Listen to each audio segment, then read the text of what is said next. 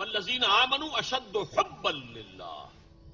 ایمان کی یہ ڈیفینیشن جو ہے یہ بہت کم لوگوں کے سامنے ہے. اہل ایمان تو حقیقت میں وہ ہے کہ جو شدید ترین محبت اللہ سے کرتے. کوئی محبت ان کے دل کے سنگھاسن پر اللہ کی محبت کے برابر براجمان نہیں ہو سکتی. اس کے بالا ہو جانا تو گویا کہ یوں سمجھیے قیامت سے برابر بھی نہیں. اللہ بڑا غیور ہے.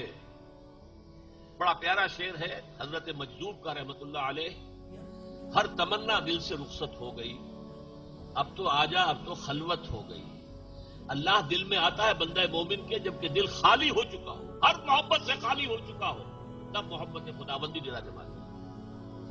یہ معاملہ جو ہے یحبون اشد حبا للہ. کسی کو پھر سورہ توبہ کے اندر آپ کو معلوم ہے کس قدر سخت آیت ہے.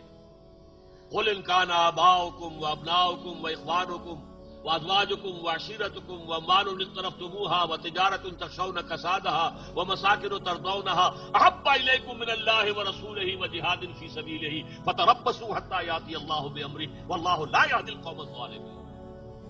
اے نبی ان سے کہہ دیجئے اگر تمہیں اپنے باپ، اپنے بیٹے، اپنے بھائی، اپنی بیویاں یا بیویوں کے لیے شوہر اور اپنے رشتہ دار اور وہ مال جو تم نے بڑی محنت سے جمع کیے ہیں، وہ بلڈنگیں جو تم نے بنائی ہیں، محلات بنائے ہیں، تمہیں پسند ہے، وہ کاروبار جس میں کساد کا تمہیں اندیشہ رہتا ہے، اگر یہ 8 چیزیں زیادہ محبوب ہیں اللہ سے اور اس کے رسول سے اور اللہ کی راہ میں جہاد سے، جاؤ دفاع ہو جاؤ، انتظار کرو یہاں تک کہ اللہ اپنا فیصلہ سنا دے. اور اللہ کا فیصلہ اٹل کیا ہے؟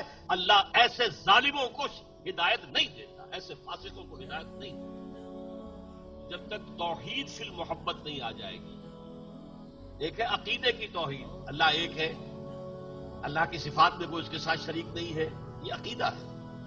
ایک ہے عملی توحید، محبوب ترین ہستی اللہ بن جائے، کوئی اور شے اس کے برابر محبوب نہ ہو.